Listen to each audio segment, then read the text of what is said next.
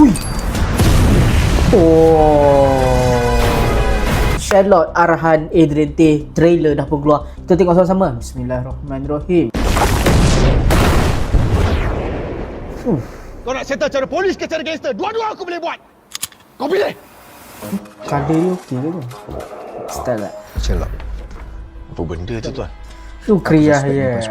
Macam mana Betul Sam. Tuan Inspektor, duit aku mana? kau special, Hakim? Kau boleh berkhidmat untuk negara, untuk rakyat. Waktu yang sama, Tuan, ini bawa kita tempat. kau buat duit.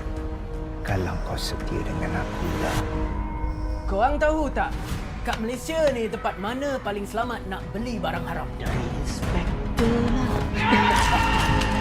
Kalau aku tahu Oi, tiba ni ada. orang kau yang jadi baru polis, aku akan tanam dia sekali dengan orang-orang kau yang dah mampus, faham? Eh? Begini Macam boleh kau buat kenal? kau jadi gila. Gila duit, gila kuasa. Apa yang sanggup kau gadaikan untuk duit? Hidup tak ada apa yang mudah tu. Semua benda dah ada. Ho ho ho ho. Wow.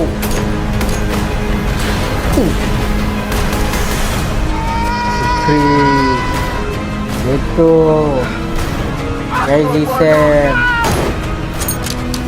Isya. Semua benda ada harga. Tapi tak semua benda ada nilai. Ui. Oh.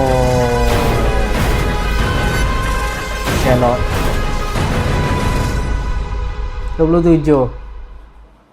Charlotte. Charlotte ni cerita apa? Dia cerita pasal apa Charlotte ni? Betul Kushairi, Syukriah ya Syazri Sam. Satu frame dekat poster, satu filem.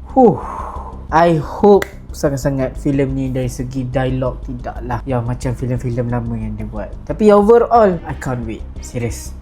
Charlotte